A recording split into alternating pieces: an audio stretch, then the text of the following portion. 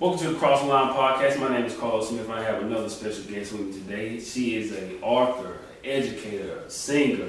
I might be leaving some stuff off, but today I have Ms. Taylor Spencer with me. How are you? I'm doing awesome. How are you doing today? I'm doing well. We had a great conversation off camera, so if it's anything like this interview, then it'll be great for people to listen to. So just starting off, tell people what made you want to be a teacher in the beginning. Right. Okay, so again, like you said, my name is Taylor Spencer, and since I was a young child, I always wanted to be an educator. I said, when I was 3 or 4 years old, I always had the aspiration when somebody asked me what you want to be, I would always say teacher. But in the midst of that, I also knew that I like to sing. So I used to, my two things were I want to be a teacher and I want to be a singer. Mm-hmm. And I just kind of stuck to that. And I know I really was the type of kid that loved school also. So once I remember going to kindergarten, first grade, second grade, I just absolutely loved school so much. I used to pay attention closely to like how the teacher acted and how the teacher read books. It was always just a thing to me. And so it really just originated from a desire from a young age. And how long have you actually been a teacher? So I was a classroom teacher for 5 years, and then I became more like a teacherpreneur, if you will, for the last 2 years. Okay, and what all responsibilities? I know you see you have the Tumble bus here. Right. So what all responsibilities do you have now? Mm-hmm. So after leaving the classroom, I decided to try to find an entrepreneurial route to become a teacher. So still basically impacting children in some positive way, but doing it in a way to where it was kind of like on my own time and on my own creativity, if you will. And so basically now I operate 2 educational service companies. One is called Tumble South Charlotte, and it's a mobile learning and fitness facility. So we basically take it around to different schools, daycares, preschools, really anywhere where children are. And we pull the bus up, and small children can hop on the bus for a variety of different classes that infuse music, movement, and literacy. And then we have the bigger kid programs as well called Beyond Fit that take place on site at the location. So that's that service. And then aside from that, I have something called Right Now Works, which is basically an educational service company where I'm able to train teachers, consult educators, consult with youth developers that are trying to also impact children in some positive way. But basically, I help them to do that in a more engaging way. So however I can help them to enhance their program by infusing music, movement, and literacy, I just kind of consult in that way. So those are my 2 main. I want to go back just a little bit before the Tumble bus. You were telling us that before it came time to renew your contract, and then something you didn't actually renew. What was it that made you realize you didn't want to renew your contract? Right. So as a teacher, a lot of people think I left the classroom because I didn't like teaching, and that wasn't the case. I love to teach so much that I always, probably after my 3rd or 4th year, I was like, there's got to be a bigger way that I can expand my reach as a teacher. And so like I said, from when I was a child, I was always, yes, I like to teach, but I was always a creative. And so I always wanted to sing, I wanted to dance, I wanted to make music, I wanted to do all this type of stuff. But as a teacher, I feel like I was losing my true childlike desires, the things that was always instilled in me. And so I was like, how can I do that in such a way to where I can still teach but infuse those things as well? And I literally wanted something else so bad that I just put myself in a situation of, like, I call it inspiration from desperation. And ultimately meaning that I had to question myself to say, if you want to change so bad, are you going to put yourself in a situation to where you have to figure it out? And so I remember it was like April came around, they handed out the teacher contracts, they sent out the emails, and I was like, you know what? I know I want to change. I know I want to figure this out. So I'm not going to sign my contract. And that's literally what I did. I didn't sign it off of faith. Just cold, just like that. And, some people thought I was crazy. I got a lot of flack from it. A lot of teachers like, what are you doing? This is a crazy idea. How are you going to support yourself? But I knew that at the end of the day, God had me and I was going to figure it out. So. And see, as a thing, as an entrepreneur, everybody doesn't see your vision. So just being a teacher, you saw things that probably didn't sit well with you in the education. So what was it that you feel like maybe, in a sense, that we were kind of being, like, the kids were being shortchanged? What was it something that you felt like they were being shortchanged? I feel like definitely entrepreneurship, just that whole mindset. I think if I could, I have a variety of things I could share, but that's one big thing that I like to say, that as an entrepreneur, a teacherpreneur now, I think that entrepreneurship is something that should be instilled in the education system earlier on, simply because if a child is exposed to something, then that's whenever they're then knowledgeable and they can say, oh, that's something that I actually want to try. However, if they're never exposed to it, then how are they supposed to know that they can aspire after that?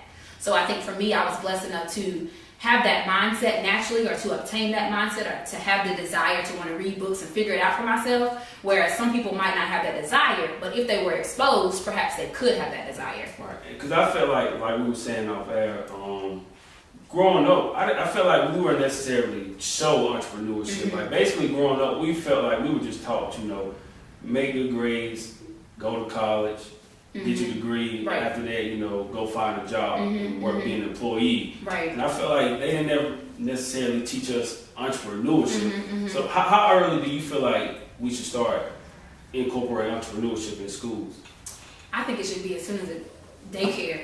Honestly, I know that sounds crazy. You're like, how can you do that? There's a lot of ways. You can teach the word. You can teach the letter E. The same way you can instill anything else. The same way a child can learn the ABCs.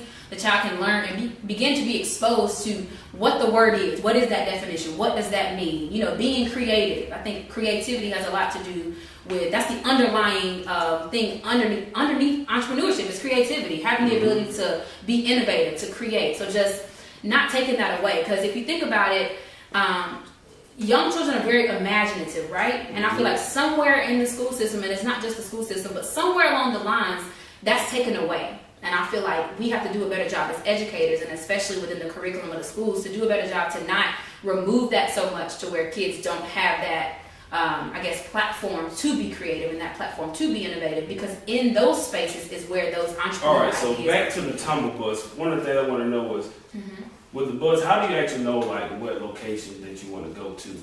Right. So honestly, I have a territory in which I kind of stick to. So I pretty much cover like the South Charlotte area and surrounding. So I honestly just look up locations of where children are in those spaces. So, for example, I was out in Rock Hill. So whenever I was first trying to find business, I would locate all the summer camps, all the schools, all the preschools, all of the any locations, churches, anywhere where children were, and literally just target them, explain to them what I'm trying to do, expose them to what curriculum that I'm trying to get through to the children, and just to kind of see if they're interested in, me offering those services to their kids. And how do you know what kind of songs that you want to make? Is it something that being around the kids, that you see something that they're lacking that makes you come up with these songs?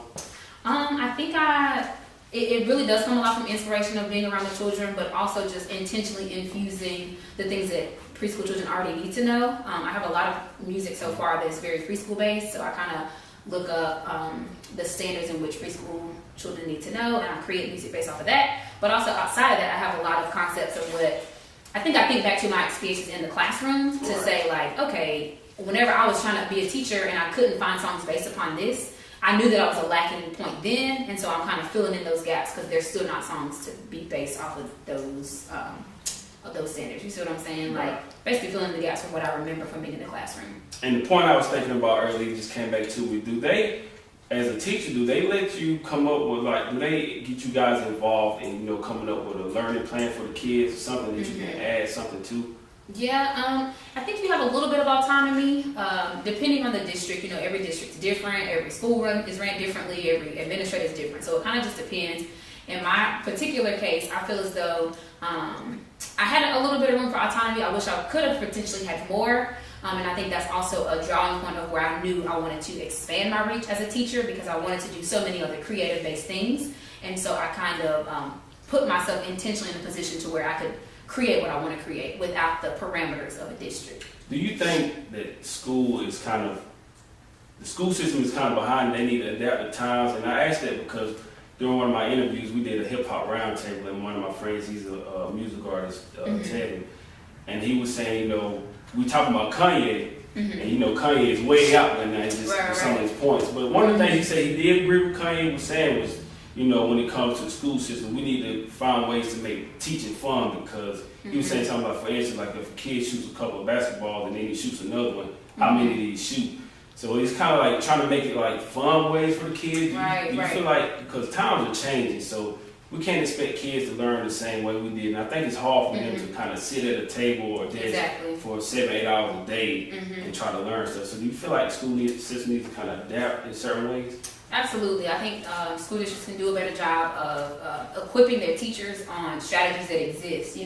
I think naturally, yes, I think I'm blessed with the ability to be creative and to be engaging, whereas some teachers would be able to implement these things if they were aware. And that's why I find value in not only doing the stuff that I do for children, but also for educators, because they impact children as well. So anything that I know, I like to give those ideas back to teachers, because I think that's where it lacks, is the training on how to be more engaging, how to, not only be more engaging, but be consistent with engagement. You might go to a training, a teacher might go and they might be inspired through one or two activities they learn, but it's not just about doing those one or two activities that one time. It's about creating a climate in that classroom that's how you are every single time. The child needs consistency in the classroom. So, do you think that like the lack of African American teachers has to some degree an impact on kids learning? Because I look at it this way, because for me, I didn't have a lot of African American teachers growing up, so it's in a sense I didn't feel like attached or related to my teachers, because they didn't grow up in the same kind of environment that I grew up in. So do you think that has kind of an impact on kids learning? I think it can, and I think a lot of people try to use that as an excuse, but because that's not necessarily the reality, that we can have the correct ratio of, race to race based teachers. Right. I think the solution to that would be for teachers or educators to be more open and willing to become more culturally aware. And even though, yes, even if you're aware, you're still not going to become that race. It's just some teachers need to do a better job of trying to understand the culture. Just because the child might be yelling in your classroom, maybe the fact that they're that loud is just their culture at home. You know what I'm saying? So getting to know students, really relationships. The more you know your student and what type of environment they come from, some educators need to do a better job of infusing themselves into that culture of where that child is coming from. That perhaps could, combat the issue of what you're talking about. And is it possible for them to have that? Because I know when you have a lot of kids, it's kind of hard to interact with all of them, right, and have that one-on-one time. But I was just thinking about that. It was a few years ago. It was a teacher up in Charlotte. I can't remember his name. But remember when the kids came into the classroom, he had like a different handshake for all of those kids, and I felt like that made like a difference. Kind of motivated those kids because he had that one-on-one time. Yes. I know exactly what you're talking about, and that's a good point, because it's like, it's the small things, right? It's one thing, as one teacher in the classroom, you can't get to know every single child on this in-depth level, but small things like that, those children that experience that teacher and those cool things, at the end of the day, they're going to remember that. You know what I'm saying? When they're 30, 40 years old, they're going to remember that teacher that they had that special handshake with. So even if the teacher's race doesn't match their students, it's doing small things like those to keep the kids engaged and to keep them wanting to come to your classroom. What would you say is like a pivotal age? Like, if we don't catch the kids at this time, then it may be too late. I mean, of course you want to say you can always catch them, but maybe from an entrepreneurial standpoint, right, like if we don't grab these kids now and show them, then by the time they get older, so they may be too late. Right. I think honestly, habits and mindsets are the foundation of habits and mindsets are beginning to get set as soon as the child enters pre-K, really. So I think as soon as possible, we need to start instilling what we're trying to instill. But I would say it gets tougher after about 3rd or 4th grade. That's when the child is really developing in their mindset and what they're trying to do. So I would say, that's why even with reading, they say a child can't read beyond, or once they hit 3rd grade, they're going to have issues from 3rd grade and beyond.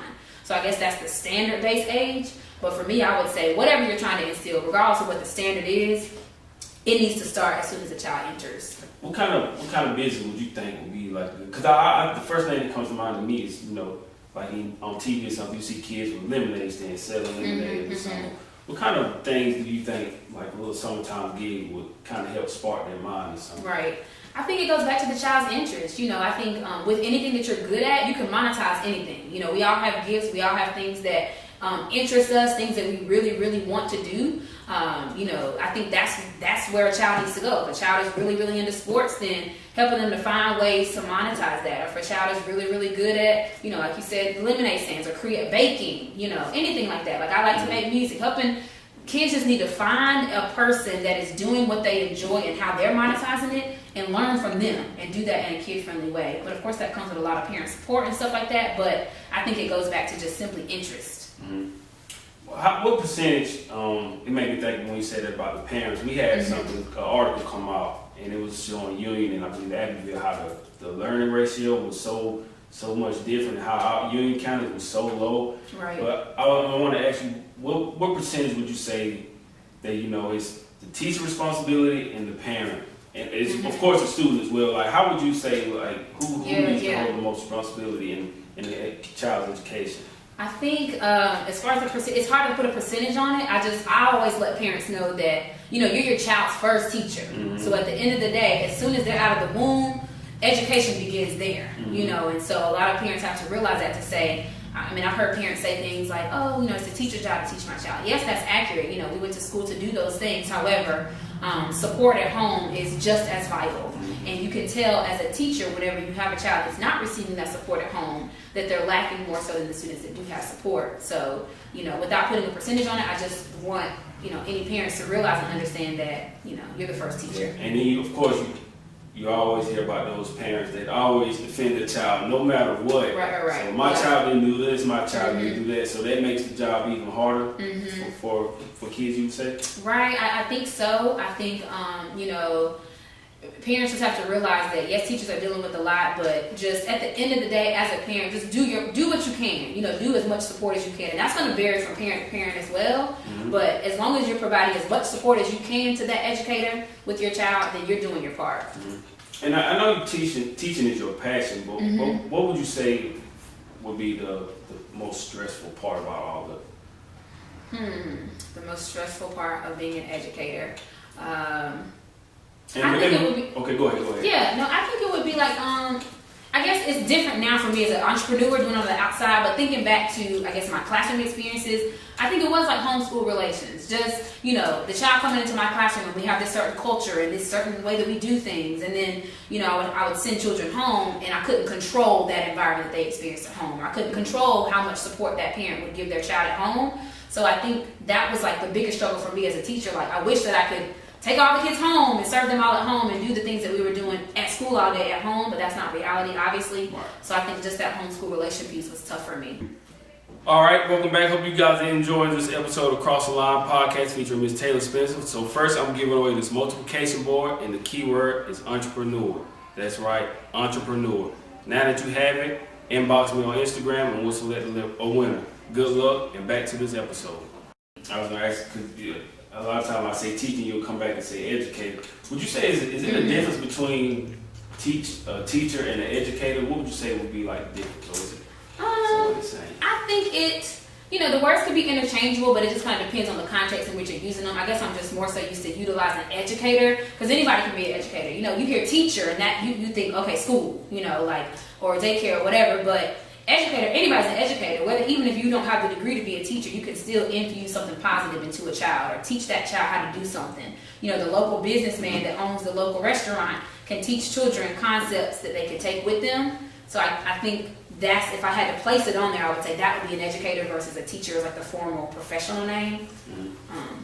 Who would you say, as far as mentors, we were talking about that earlier as well, who would you say were your mentors that kind of help give you some creativity and some different ideas about entrepreneurship? Right. I would definitely say, first and foremost, my parents, of course. You know, it started there. My parents are always supportive. You know, even though they didn't necessarily teach me, you know, explicitly how to be an entrepreneur or explicitly how to be a teacher, at the end of the day, going back to parents being your first teacher, my parents taught me unconditional love, and they taught me, support of a child. So anytime I wanted to try anything, like, oh, Mom, I want to go sing at this thing, or I want to go write this, or I want to go, go to this leadership conference or whatever, they was always down for whatever and helping me to do that. So I say first my parents, and then I guess professionally, Dr. Kimberly P. Johnson, and she's actually the author. I have some books here, but she actually helped me to write my first book.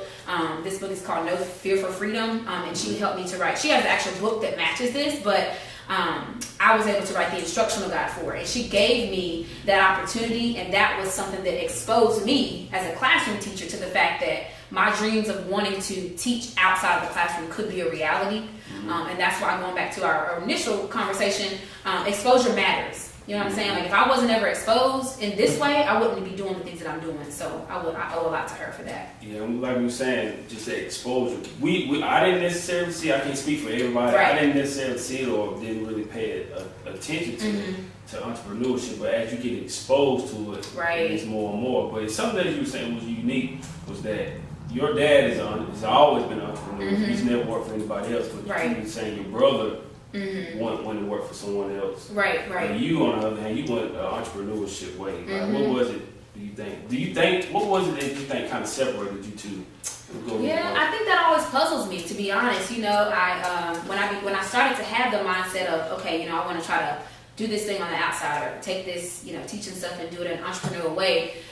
Instantly my mind went to my dad. I was like, okay, maybe this is where this is coming from. But to be able to define exactly, you know, why my brother desires to continue to be an engineer and do that very well, and I have the desire to be an entrepreneur, that's really something that I'm always trying to, I guess, figure out, you know, where does that mindset piece come from? And I think the only answer that I'm able to come up with now is I feel like it goes back to simply personality. I think it goes back to desire, and it goes back to just fulfilling your desires and staying in your lane and just doing. And right. You know, everybody's different. I think that's just as cliche as that is. Everybody's different. Everybody has their own path, and you just gotta walk it out. Absolutely. I want to bring this point up again because we were talking about it earlier, and I felt like, man, I want to say this for the podcast. Yeah. But I'll bring it up again. So two of my friends, you know, I was telling you they had sparked this great conversation, and so many people were chiming in. And I know they won't mind me talking about it, but the initial part of it was whenever I get invited to entrepreneur events in Atlanta, everyone at the table looks like me. In South Carolina, everyone that looks like me only wants to work for BMW or one of its suppliers. Where's the disconnect and who is responsible for this brainwashing? Also, I know we all don't have the same dreams, just questioning the norm. But then the initial response to it was, what's wrong with working at BMW? Everybody's not meant to be a CEO. People in these places make an honest living. What's wrong with that? The honest living kept you fed, raised, and y'all kill me with that.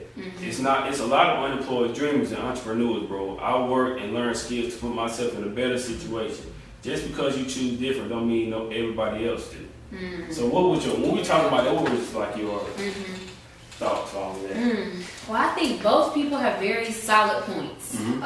You know, it's obviously two different perspectives, but very solid points. And again, going back to what I was just sharing, I think it just goes back to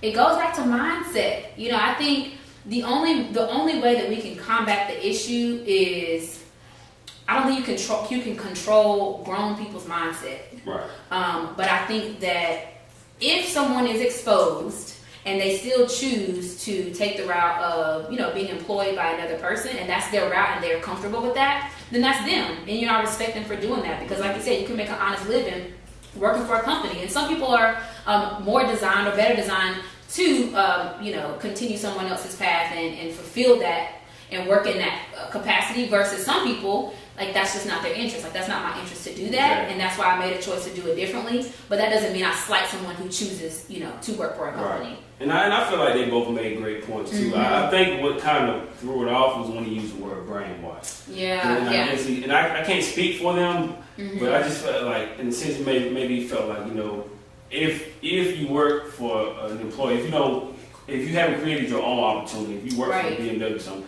then you're brainwashed. And that's not necessarily the point. And I don't think he was trying to say that. But I guess that's how it kind of came off. Like, if you work for somebody else, then you're brainwashed. But in a sense, it's not that, because some people are comfortable. Like the point I made, some people are comfortable with just working a job and taking care of their family. But you can get too comfortable with just working there. Like I said, like the guy at my job, he was upset one day when I came in and talked to him and said, "You all right?" He was like, "Yeah, he said, "Man, I'm just mad because they didn't have my picture on the wall with everybody else for." I'm knocking you because I think you should take pride in anything that you do. Right. But at the same time, I'm like, man, imagine if you were that invested in whatever you truly cared about, because majority of people that were there when I was there, they were only there just to pick up a paycheck. Right. It's like they didn't really want to be there. They just felt like they had to do that to pick up a paycheck to take care of their family. Right. But I just look at it like, imagine if you take that time and effort and put that into whatever you really cared about, and imagine what you could do. That's how I felt about the whole thing. Yeah, I think that's true. And I think, again, though, it's something to where either you have it or you don't. You know, and I think when someone's exposed to it, and again, they still choose to continue that same path, then, you know, that's just something that we can't necessarily control. But I do think that it needs to be exposed so that for someone who might want to make that change, they can then be inspired to do so. But of course, some people will say, well, I have a family, I have to take care of all my kids and everything, but it's still like, at some point, you still have to figure out a way to to do it because, like I was saying, like for me, my breaking point was when I was working 2 jobs, and I just fell into the cycle of working from 5 to 10 in the morning. Right. Then I would get a break, and then I would go work 3 to 11:30. And the only thing I was just doing over and over, working 13, 14 hours a day in a cycle, over and over and over. And the only thing I was doing was paying student loans, and credit card, car payment, and taking care of my family. And I was just like, man, it's got to be another way, because I mean. Like, is this it? Right? Yeah, that's it. And I was like, man, I know life is not meant to be lived like this, where I'm just constantly doing the same thing over and over in the same cycle. So, and I wasn't using my degree because I went for broadcasting and well, basically I went for computer programming. I did that just because of money. And one thing about it, like I was saying, like for me, after graduation, I felt like you're supposed to go to college. Like that's normal. Like after high school, you go to college, get your degree, and then go find a job. Right. Like that was instilled in you. Yeah, that was instilled in me. Like that's all I knew. And I just felt like, man, like in a sense, we kind of put a lot of pressure on kids because when you ask somebody, a teenager, what they want to do for the rest of their life, like it's hard because you change your mind all the time, like what you want to do. Yeah. So all of that, man, it just made me say, oh, wait a minute. And of course reading. I know a lot of people don't like to read, but like reading was another thing that sparked my mind. It's like, man, there's so much more to life than just going and picking up a paycheck and doing something that you don't really care about.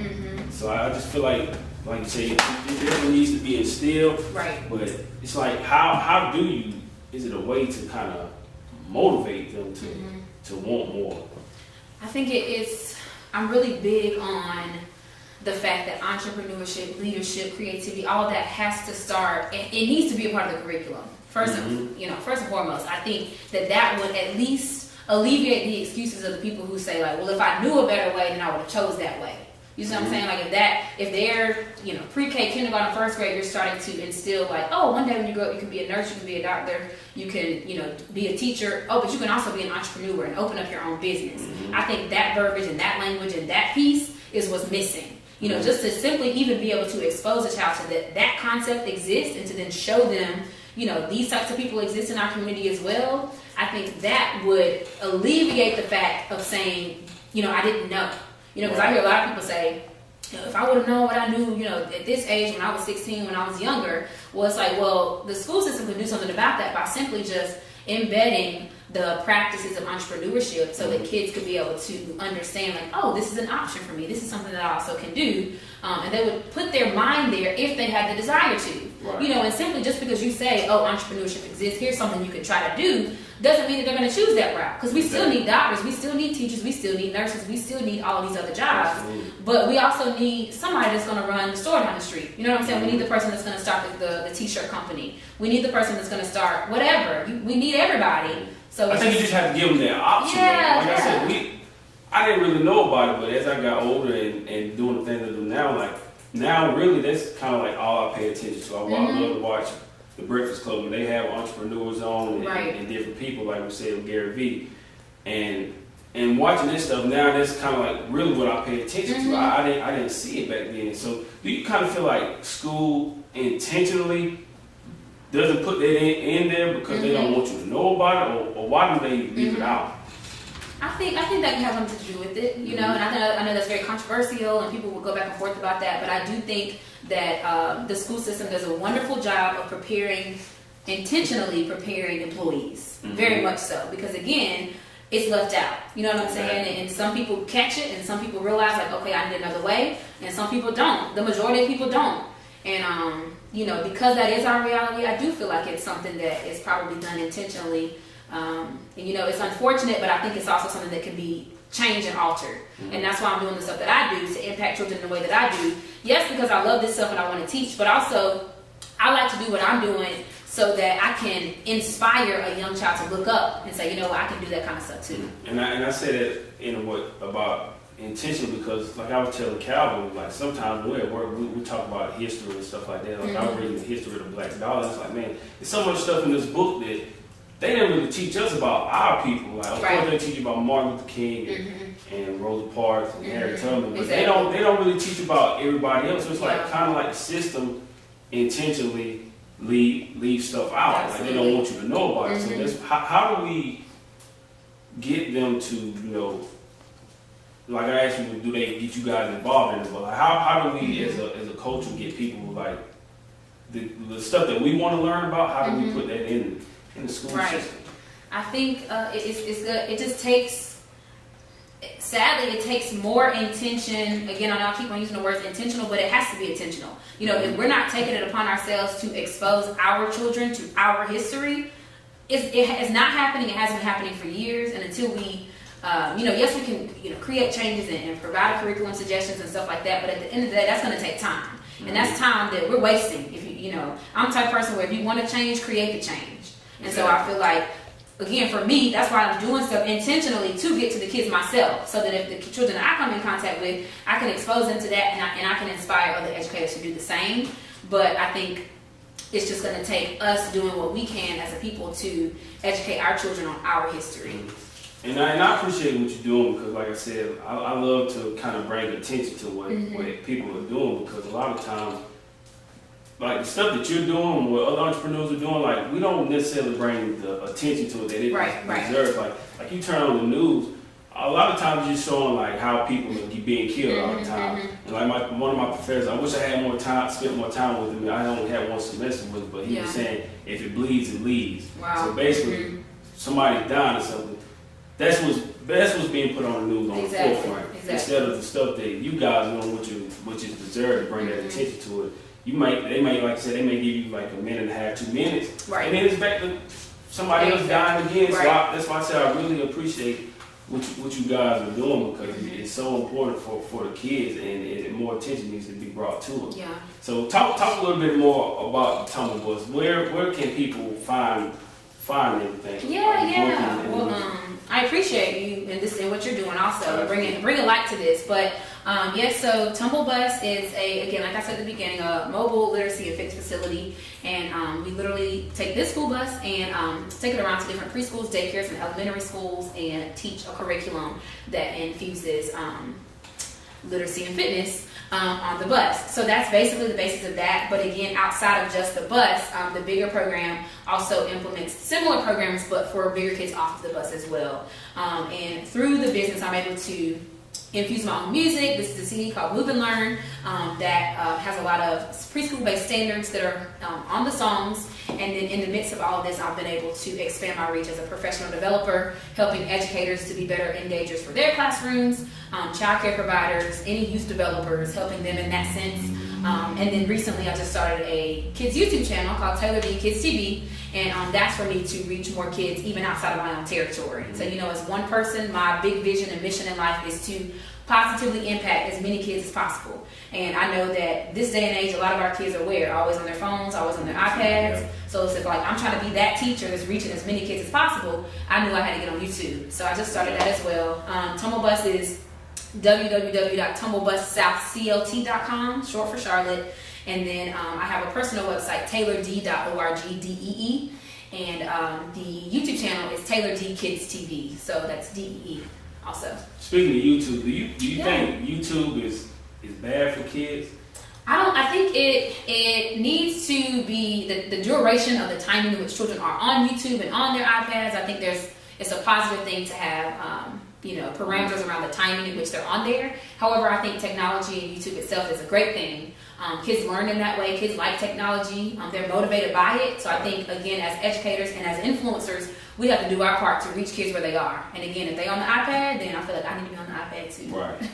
Nice, because for some reason my kids, they have this, it's the strange thing, I don't know, maybe it's just mine, but they have this thing to where they get on YouTube and they like to watch other kids play with toys. Yes. I don't know what it is about it, but they love to watch other kids play with toys. Yes. and the LOL dolls and stuff. Oh my gosh, so many things. Ryan, well, I know everybody knows about Ryan, the YouTube kid Ryan. It's like, if I could have been Ryan when I was a kid, I'd be farther along. I'm just like, what is it that's so fascinating to watch other kids I don't know. I honestly don't know what that's about, but again, I feel like we can use it for good. And, whatever we got to do to make the kids learn in using that platform, I think we got to do it. But, yeah. So are they using tablets in schools now? Yes. I know the district that I came from, every child in the school had their own iPad. They were able to check those iPads out. I know a lot of high schools and middle schools have actual laptops So yes, it's becoming more of a personalized thing in the more affluent districts. I know other districts are trying to get there as well. So what would you say for you was like, and I know you still have a long way to go, like you said, you still have so many things you want to accomplish, but so far, if you had to lay it out, what would you say is like your blueprint for success? Honestly, I would just say, and again, it's cliche, right? Because you hear these things, and it's like until you live in it, then it's like, okay, they're really not playing. But I say the blueprint is literally just the work. You know, like there's no way around the work. You know, so many people are trying to find this fast way to get there, or you know, this quick remedy on how to make a lot of money. But it's literally like day in and day out, the same consistent grind. You know, there's that word, the grind, the process. Like all of that's so cliche, but it's the biggest truth. Right. So I think literally just waking up every day, creating a plan to say by the end of today, here's the things I'm going to do, and this is going to get me just a step closer. That's literally where what's helped me to get here. And that's one of the things I always say. When I post something, I put my hashtag across the line and respect the process, because it's like, it's no way around it. It's like you have to go through it. Yeah. It's like there's no way to cheat success. Like you have to go through it. That's so true. That's so true. To get to where you want to. Yes, and it's even like now I respect anybody who I've ever looked up to. I respect them so much more now. You know, it's like I'm trying to like live in this phase and get, I'm on this journey or whatever. But it's like people who have quote unquote made it. I've gained such a higher respect for them because they put in that work. So like anybody who has got themselves to a place of, any sense of success, I commend them, hats off to them, because I see that it's hard. And one of the people that I interviewed is Dr. Nika White. She's very successful. She believes in multiple streams of income. Right. She has a consulting firm, and they help fund minority business, Airbnb, like so many different things. And she said something to me that kind of stood out. She said, as an entrepreneur, at times you go through this phase of where you just want to be alone and just like in your own little space. Right. So isolation. Yeah. Is what she said. And it's like, cause sometimes I have those moments where, like my friends, they go out and I love my friends, but sometimes I don't even want to do any of that. Yeah. Like I'm just so driven and focused on my goal. Sometimes I'll just stay at home. But what are some things that you feel like, some characteristics you feel like an entrepreneur has, and when you know that you have the entrepreneur bug? Yeah, I think definitely. Well, first of all, I think you have the bug whenever you realize that you have the bug when you have a desire to do something, you can't stop thinking about it. I think that's a big number one sign. It's like if you've always said you wanted to do this, and every single day you wake up, that thing is on your mind. It's like you got to get yourself to a place to where you do that thing. Otherwise, you're not going to be happy, and you're not going to be content with where you are. So I think that's number one. As far as characteristics of what an entrepreneur needs, is that what we're doing? I would say consistency. Everybody says it. You have to be consistent. It's just like, it's one thing to just do it one time and be cool and get a little, some shares on Facebook. It's another thing to wake up and do it every single day until you get to the place in which you want to get to. And even then, it's still a journey. So I think just being able to accept the fact that it's a journey and there's no real destination. We're all working so hard towards this thing, but it's a path that we're going to be on anyway. So it's just like do what you can, the best you can.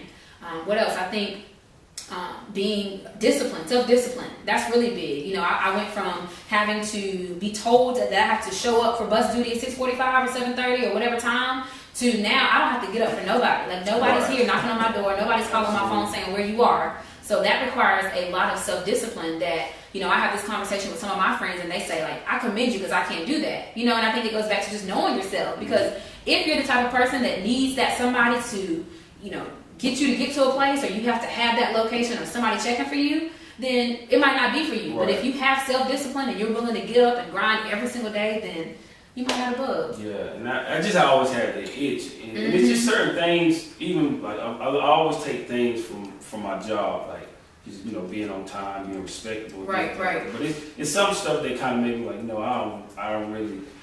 This is why it pushed me even more to it. Because sometimes, like, even the small things, like respect, I'm very big on respect. Right. Sometimes at jobs, they tend to, not necessarily me, because I speak my mind, I'm very respectful, but if you just rub me the wrong way and get disrespectful, then I have an issue. Right. But it's just, sometimes just seeing how people in higher positions talk down on other people, just because, you might have more money, and you might have a high position, but we're still human. Absolutely. Like, I have a family just like you, so that doesn't give you the right to to treat people any kind of way, and knowing, and other times also knowing you might be more qualified for a position, but sometimes they'll give the job to somebody just because they're more comfortable with them. Right. And I always felt like, you know what, I know I have this experience, I know I can do the job, but since I kept getting, and I still hear no to this day, so I don't want people watching this to think, well, man, I've made it, because I've had some all my interviews been great. It's like, it's just the respect. You have to be able to respect people. So it's just some of those little small things that always push me towards, like, you know, creating my own lane. And I always want to help bring people up along with me, because I feel like it's part of entrepreneurship as well. It absolutely is, and I feel like it's good that you make that point, because a lot of people, I've seen it, you know, on this grind, on this journey, where people won't necessarily want to help you because they feel like, you know, if they help you to get on or whatever, that's gonna not shine enough light on them. But at the end of the day, what people need to realize is when we work together and when we shine and show each other, that's whenever we can become unified. Because it's a network. At the end of the day, we're all impacting people. So the more people we can impact, no matter what industry you're in or whatever you're doing, I think it's a people game. You know what I mean? You got to get to the people first. So the more we can help each other in that way, I think you're exactly right. Yes. All right, welcome back, guys. Hope you guys are still enjoying this episode of Cross the Line featuring Miss Taylor Spencer. So the final giveaway for the last 2 learning boards, the keyword, or I should say words, are Tumble Bus. Tumble Bus, TUMBLEBUS. That's right, Tumble Bus. So I hope you guys have the correct answer. Now that you have it, follow me on Instagram, DM me the correct answer, and we'll select the winner. Now let's enjoy the rest of this episode. Now what you know is like who you know. And sometimes who knows you as well. So it's like networking is huge, man. Like, and I realize it now, because so many people, like when I started out, I would ask some of the people, like, hey, if you know anybody that's interested in doing an interview or something, and they just say, well, you should reach out to such and such. Right, and it's just more and more, more. There's a lot of how a lot of my interviews came about. Right. And just networking is so big nowadays. But since you have so much going on, just tell us what do you like to do in your spare time to kind of get away from all that? Spare time. What is spare time, right? What do I like to do? I think I really find value in just helping people, you know? And I know that seems like, oh, of course she's going to give that positive, great answer, but I really like, because I think I'm a like, in the midst of all this, it's all great and all, but I think at the end of the day, I'm a teacher, and that's why I find so much value in learning information myself, so I can pour back into other people. I love doing that. So even like I'll go and tell somebody's like, how'd you write your book? What did you do? Like just giving that information back and having the time to do that and sit down and really help somebody, I literally find so much joy in doing that, like seriously. Something else I want to talk about was when we were talking about Gary Vee, and you were saying that, you know, he made you actually sell your home. Kind of talk about that. That was crazy. Yeah, so going back to just like, you know, embedding information into yourself and surrounding yourself around positive information and you know, listening to other successful entrepreneurs. We were having that conversation, and you were speaking on Gary Vee. So one day I was listening to Gary Vee had a chat. If you don't know Gary Vee, definitely check him out. Check him out. So dope. He has lots of good information. So he was saying, you know, if you own a business and you're not exactly where you want to be, and you own your home, then you were sitting on an asset that could potentially get you to where you're trying to go. And when he said that, and I was listening to it, I felt like he was speaking directly to me, because I bought my house straight out of college, thinking that was the best move. And at that time it was, you know, I wanted to not have rent or whatever, so I was just making that decision, not knowing that in 4 years or 2 or 3 years I was going to go into business. So now it's like, I know where I'm trying to get to as far as my business, so why am I going to sit on this asset that I have that could potentially fund my business and get me farther whenever I can use that money and those funds to you know, to push me along the way. So when I heard that, I literally put my house on the market like 2 weeks later. So. And then after that, did you end up coming back home, or? No, I just went it for the year. And this is still current, by the way. Like I'm planning to move. Yeah, after the home is officially sold, I plan to just rent for a little bit and use those funds to get me back into a position to where then I can buy a house that I want to actually, you know, reside in. Because I wasn't in the home that it was like my dream home or anything anyway. It was just like a starter location. But now I see that the value of the home is different for me now. You know, then it was for me not to pay rent, but now it's like, use that asset, you know, project my business farther, and then I can, of course, buy a home later. In the book I was telling you about, and I said in my previous interview, Rich Dad, Poor Dad, it talks about a lot of this stuff as well, and how some people like rich look at a home as a liability, or people look at it as an asset. So it's so many things. Like when I started reading, along with just getting to the breaking point for me was having those 2 jobs. So that pushed me away, and then reading, that kind of helped spark my mind. Absolutely. Like, you know, this is the way to go. No, and that's so important. You speaking on reading, like that's what I promote. I mean, you keep on. That's my language right there. And I promote it to children, but also for adults. You know, you hear reading is so good, and that's embedded. You know, elementary school, and it kind of dwindles. And it's just like that's so vital for even adults, no matter the age. Because at the end of the day, you can always learn vital information inside of a book. Like no matter what you're trying to do or whatever, the information is there. Yeah, self-education. You have to educate yourself. You do. And it's something that when I try to stay off Facebook because there's some stuff I see on there is just blowing my mind. Like a distraction, right? Yeah, it's a distraction. And one of the things that I see people do all the time is, hey, what's a good movie on Netflix? And I see that all the time. And I'm like, man, I wish people had the same energy when it comes to reading a book. Hey, what's a good book to read? If people did that more often, man, I'm telling you, like it would make such a big difference. But people just, I don't know, man. It's just something. It's just different. But talk about selling your home and different things. You still go through that process now. And just talk about faith. Like how important is faith as an entrepreneur? Oh, I think it's number one. Going back to those characteristics, let's rewind back because that is literally it. You have to believe not only in yourself, but you have to believe in a higher power to know that whatever the higher power is, everybody's religion is different. But for me, I knew that God had me at the end of the day. And the only reason I was able to sit in that peacefully is because I did have that faith. So, a lot of people say believe in yourself, but you got to believe in that power that has you anyway, because yourself can only go so far. We're human beings. So at the end of the day, Taylor's going to fail, but at the end of the day, that failure is going to lead me to something greater simply because I know God's going to allow that to happen. And I think it's just so important because on my journey, it's been a lot. And sometimes I still have situations where I'm like, man, it still gets a little shaky at times. Yeah, it's not perfect, but it's like, man, you just have to step out on faith. And if you really want something, right, no matter how bad things get, if you really want it, exactly, like, you just got to go for it. You do. It's just so much that goes on, man. I just look at it like, I feel like one of the things we talked about a long time ago was that I would rather live life saying, oh well, knowing I tried and it didn't work, right, than saying what if, like not knowing, had I not stepped out on faith, had I not even at least attempted to do it, exactly, what could have been. Right. So I'd rather take that chance because you never know. You really don't. Yeah, I know. Going back to my mentor, I heard her say something. I'm doing a PhD right now too. So when you said that, it made me think. When I was making the decision if I wanted to advance my education, because I'm in this industry to the highest, should I do it or should I not? I was going back and forth. And I remember she saying, you can either let these 3 years pass by with the PhD, or you can let these 3 years pass by without one. The same way with life. You can either let your life pass by with you following your dreams and getting there, or you cannot do it. Either way, you're going to die at the end of life anyway. Going back to what you were saying before this interview here, you were making mention of someone who has said Ben Hall said you can't get out of life alive. I think that's so powerful. Yeah, it is. That's true, man. Yeah, I because like that. It's nobody that's gonna be at the end of your life with a reward saying congratulations, right. You made it out of life Exactly. alive. You gotta go just like everybody else. Exactly. Everybody has a checkout time. So why not? And he was saying, he would, as an entrepreneur, he wish he would have started earlier. Right. But he said, why not? He said, because the longer you wait, the harder life gets. And it's harder to break free and really go after what you want to do. That's true. That's man, so true. That's good. Yeah, that's man, Ben is one of my favorite people, man. I love going back, like I was saying,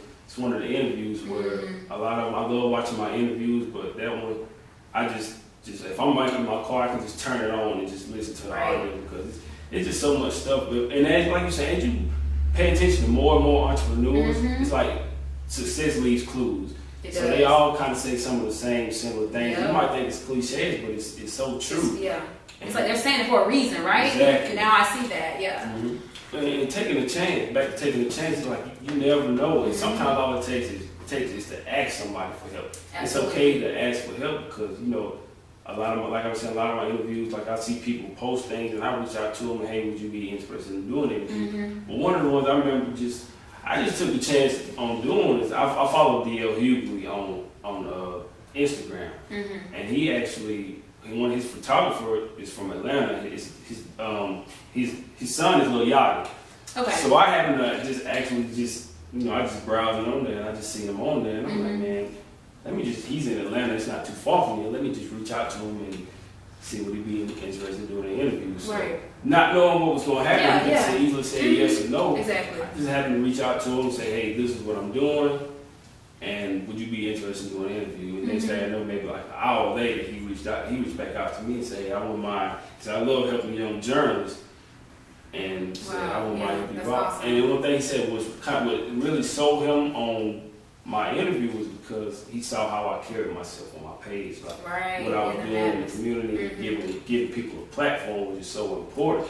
But it just goes back to me, just had I not stepped out on faith and as I keep doing it and taking these chances, like you never know these people that you'll meet along your journey that help you elevate it and continue on your road to success. That's so true. Yep. It takes that, yes. And like I said, it takes that. Just that first step, that really, like, your first interview has led you to all the other ones that you've done beyond that. You know what I'm saying? So just being obedient to that. Started out with mentors to comedians, professional athletes, people, like, even having you here today. Yeah. I just happened to just see the stuff that you're doing so positive. It's like, man, there's no way, like, why are we not paying more attention to this kind of stuff? Yeah. It's like, that's big. I appreciate that too. Yeah. It's just so much negativity. Like we just. Like, what's the guy's name now that's telling lies? You're talking about Empire.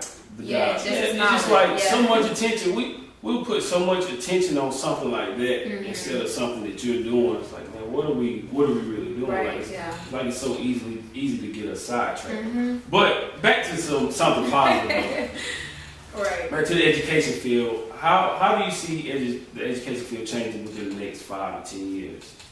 I'm not big on like how much time it's going to take, but I do think eventually education is going to have to turn towards more entrepreneurship and creativity. I think entrepreneurship is on the horizon. A lot of millennials and individuals are becoming more, awakened to these concepts and the ability to have all the tools in the world to become who you want to be. And I think as technology continues to advance, and the more people have access to basically putting themselves on, education is going to have to change because people are going to resort to doing it themselves. And in order for education to thrive, it's going to have to be tweaked a little bit. Because what would happen if something happened? You work at a job and then they start downsizing. Then what do you have? So it's kind of like entrepreneurship is kind of like I hate this. I don't want to say a backup plan, but in a way, it's kind of it's a good thing because, like I said, like if you lose your job, then you have something to stand on. Exactly. Yeah. And that's why I think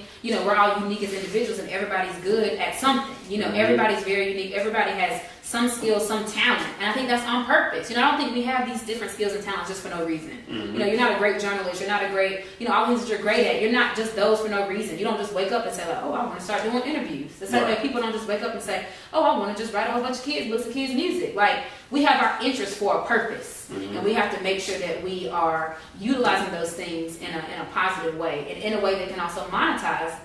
Our business, we have to live. You know what I'm saying? And purpose is so deep because, like I told you, my internships, I was covering the Hornets and Panthers. So the podcast started out initially as kind of like a sports podcast. Because my two mentors were the first two on, and then I just started talking to other people. I'm like, man, when I bounce around to different businesses and ask them how they got started, it's like, man, it's so much more than just sports. So, of course, I still love my sports now. I still feel like I can sit up there with Stephen A., Skip, Shannon Sharp, any of those guys. Right. But it's just like so much more to life than just sports. Now, and even when you see successful people, they do more than just what they're great at. Like LeBron James is a great businessman. He's more than just basketball. Exactly. Like he has so many different investments and different businesses, opening up schools. Like following your passion can open up so many other doors for you. That's good. That's so true. Absolutely. And I think that's even more of a reason to do it. Oftentimes people, and I think that's good because, like, even for me, speaking to that, I went through a phase where it's like, how do I commit to going after this one thing? The whole kid thing. Like, that's kind of like, I feel like I was committing to something when I had all these other aspirations or things I wanted to do. But it's like, if you focus on that and become who you want to be in that's going to expose everything else you're trying to do. Exactly. So I think that's powerful. Just a few more questions and then we'll wrap it up. Okay. Looking back so far, is there anything you wish that you would have done differently? I would say no. I'm not a person that like really regrets. I think you go through, nothing happens by chance. I'm really big on that. I don't think that my life has gone the way that it's gone for any other purpose than the fact that it was supposed to go that way, and that has led me to where I am today. So I think I appreciate all of those experiences. If I had to change anything, I think I would say, I wish that I was an entrepreneur sooner. I wish I could be doing it my way sooner. Everybody always says that, but I think that's really the only thing. I appreciate ultimately everything I've gone through because it helped me to be strong enough to be, who I am today and to help me sustain what I'm doing today. I wish I would have started soon. Sometimes I would like reading and learning, teaching myself a lot of these different things. I learned so much more from entrepreneurs. And sometimes I kind of wish, even though I had my degree from upstate, sometimes I wish, I wish I didn't. Sometimes I hate saying it because education is great, but sometimes I wish I did go to college because I feel like at times some of the stuff that I learned a lot more from the people that I've interviewed and actually sitting in class going to art history, which I never used again. So it's like sometimes, at times I wish, and something that you said that was important was, like you said about kids writing checks and stuff like that. Like, absolutely. Like life skills. Life skills, I think, school is great. Obviously, I'm a teacher and I love education. But I think, again, going back to the curriculum, there's certain things that need to be instilled in the curriculum, like those life skills. I feel like a high school senior should not graduate without the basic facts of, taxes, how to, you know what I'm saying? Like, basic things like that. How to write a check, how to write, like even a lot of, handwriting is out of the curriculum now. Kids need to know how to sign their name, just basic things. I think in education we can't forget or get too far away from basic natural things. Right. And I think South Carolina, they are looking at a bill to pass to where in order to graduate, you have to have some kind of financial, I can't remember exactly what it was, but they trying to pass some kind of financial bill that where you have to pass some kind of financial test in order to graduate. So I think that is, in a sense, a great start. Absolutely, yes. And I think it'll only continue. Those things will kind of come back. I'm a firm believer of that. I really hope so, but just two more questions and we'll get out of here. Okay. You're from Boiling Springs, right? Mm-hmm. Do you actually see the Tumble bus coming to this upstate area? Well, Tumble Bus is actually a corporate company in itself. So there's about 300 buses that exist in the nation. So there's a Tumble Bus Spartanburg actually that exists. I run the South Charlotte bus. So yes, to that question, there's already kind of one that runs in this area. I think for me, beyond Tumble Bus, I have a vision that's gonna, expand. It's going to be releasing and dropping soon, but basically I'm going to use the Tumble Bus as a tool to mobily get to children, but I'm going to grow the company to provide a bigger enrichment opportunity for more kids. So I think that's going to kind of be my growth plan as far as that, and I really want to eventually have my own children's TV show to kind of teach those skills in a fun way and be entertaining skills, but teaching the skills that kids might not get to. So that's the big goal. Do you ever think you would go back to just being a teacher, or is that out of the question for you? Yeah, everybody says never say never, but that's not my goal to return to the classroom. I think I like this entrepreneurial way because I'm able to still impact children, but in a broader way. And I think that's why God called me out of the classroom, not because I hated the classroom, but because I didn't like to teach. It was simply because I needed to teach more children. So the more children I can impact and get to and influence positively, that's my goal. I think really this is going to be the way to go because it's teaching in a fun way. Making it fun for kids. Everybody, like even adults, now with music, we just have like a short attention span. Absolutely. So if you can get creative with learning, I think it'll be much better for kids. Right. Because my son, even when he has homework, he'll sit there for a little bit and trace his letters, and then he's ready on to the next thing. Yeah, he's ready to go. Absolutely. Has to be hands-on, up, moving song, something. Gotta get kids moving. It's some weird song. Of course, Baby Shark is. Oh, yeah, that's the hit, right? That's the, I feel like if I could get one Baby Shark hit. Yeah, Baby Shark is always. And it's another song that he dances to. I can't remember the name of. He's just so many of them. I'm just like, man, this.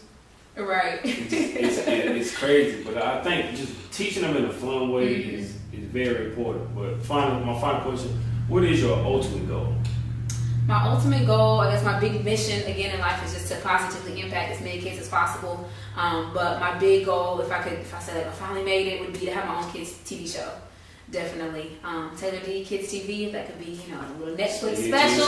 Listen, Netflix special, something that people can click on and watch. I think that would be super cool. Speak it into existence. Yes. It'll happen. Taylor, I appreciate you. Like I said, thank you. I really appreciate what you're doing because education, it is important. And as a matter of fact, when we get off, I'm going to tell you the concept of my book that I'm working on. Okay, cool. But Like I said, I think we just really need to bring more attention to this kind of positivity in education, because we don't shed light on entrepreneurs, and teachers don't get the credit that they deserve anyway. Absolutely. And educators, you guys don't get the credit that you deserve. Just underpaid for the things you have to do with putting up with other people's children that from different backgrounds. And I know how mine are, so it's like it's a hand can be a handful.